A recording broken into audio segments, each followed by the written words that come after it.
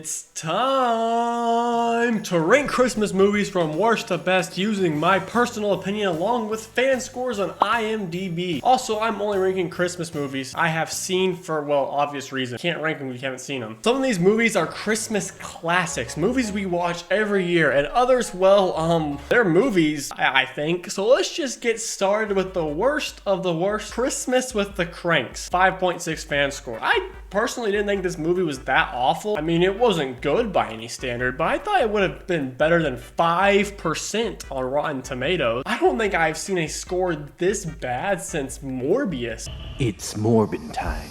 And scratch that, even Morbius had a 15%. Apparently, people hate this movie more than the southern white guy hates a black. At 23 is Fred Claus with a 5.7 fan score. And yeah, this was a movie. Was there stuff being smoked in the writing room? Definitely. Did it show up in the movie? Yes. A 5.7 is a bit harsh, but at the same time, well, it's stunning. I'll just say that.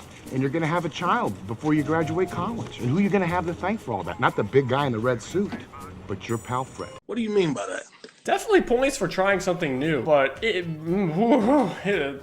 was crazy. Number 22 is Red One with a 6.2 fan score. Looking back at this, what in the world was this fever dream? Crazy world building in this movie for no reason at all. We had Krampus show up and like, what the heck was even happening? It did have some funny parts, but you can't let that distract you from like, what the hell am I looking at right now? Dog, this movie put me in shock. I also don't think this was the best actor choice for Santa, given that most people know him from chunking chairs at kids. Not quite my tempo. It's all good. No worries. This list does get better, I swear, on my left pinky toes light. At 21 is Krampus. The fan score is 6.2. Okay, doesn't get better quite yet. I think this movie poster just sums up about everything. Naughty or nice, he is coming for you. Oh my gosh.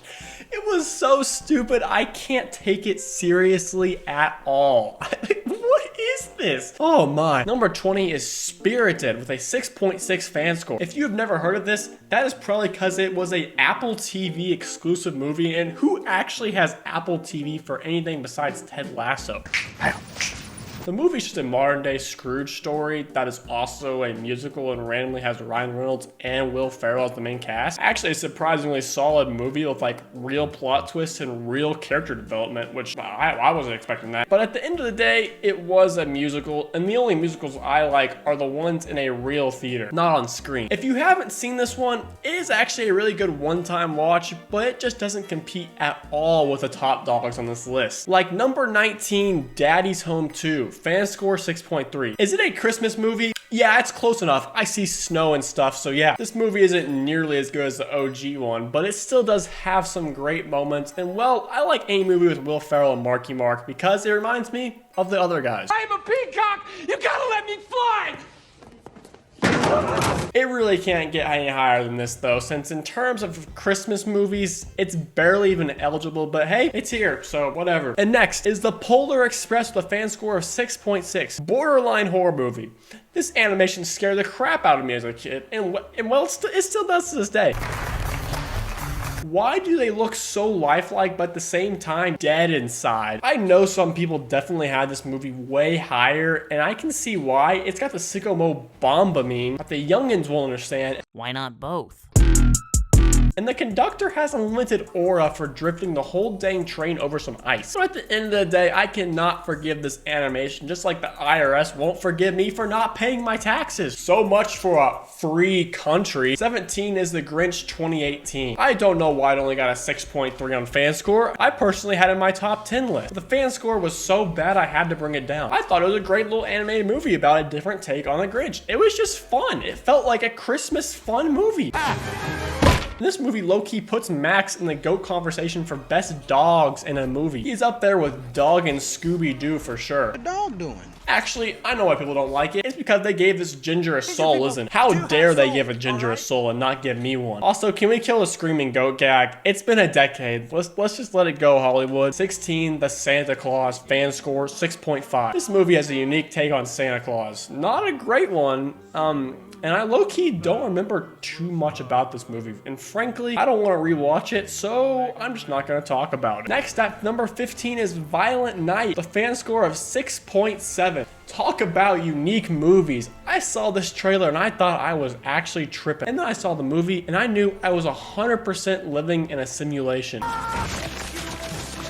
Never thought I'd see the day where Santa beats up bad guys and kills Scrooge. Yeah, that's real. I can't even begin to explain the absurdity of this masterpiece. Unfortunately for this list, it's got a bit too much Christmas spirit, if you know what I mean, and it isn't exactly something you should be showing to kids. Nevertheless, I am glad this is a real movie that humans can go watch. Number 14 is Frosty the Snowman. I don't know if we can really call this a movie since its runtime is not even considered an episode anymore, but it was made in the big 69, so I'll let it slide. It's also classy. That's my entire analysis. I failed a lot of English classes, if you can't tell. Time for the good stuff now, like Home Alone 2 at number 13, fan score 6.9. Nice. Not near as good as the first one in my obvious expert opinion on the matter, but still it was a solid movie nevertheless. Nothing would thrill me more greatly than to shoot you. And also, Kevin maybe has the worst parents to exist in movie history. Forgetting one time about your child is bad enough, but losing him a second time is just absurd. And also, while we're at it, this brick definitely should have killed him. I'm no genius at physics, but the amount of gravity that has this brick falling has to be fatal. And dang, I look, you need to rewatch this. I can't remember much else about this movie besides, well, Trump was in it. Down the hall and to the left. It's a good thing they didn't make Home Alone 3 Lost on Epstein.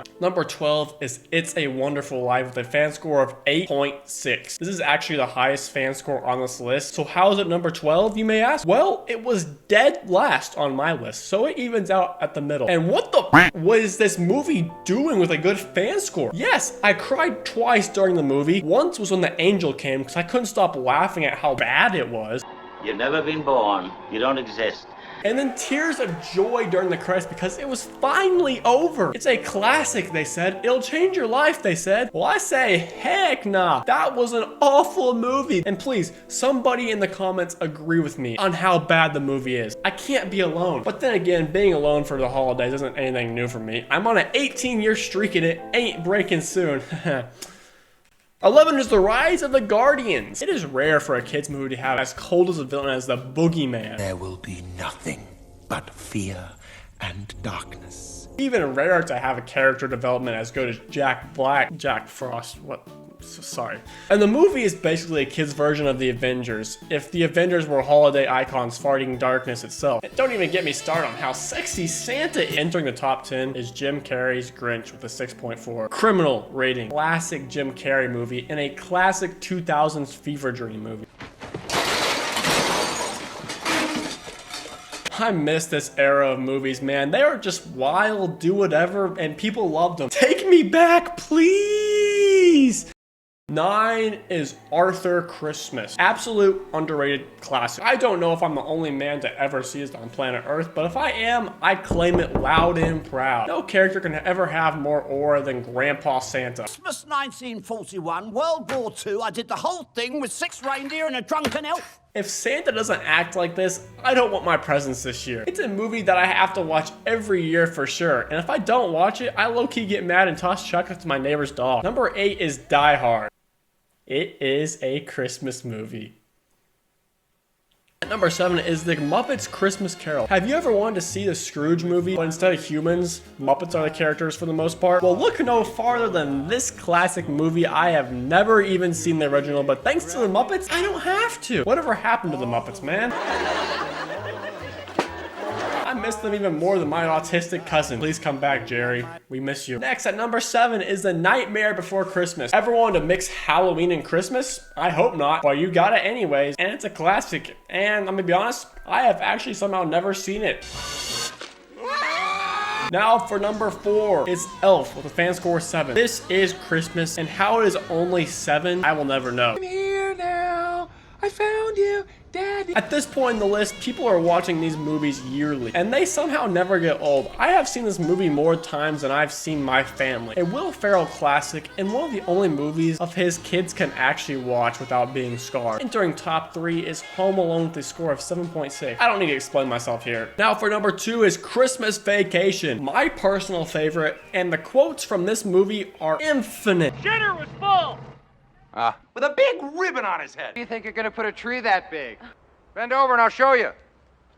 Great movie. And now for number 1, it's a Charlie Brown Christmas. Nothing will ever beat the feeling of watching this movie on the last day of school before Christmas break. Well, except maybe that feeling of you subscribing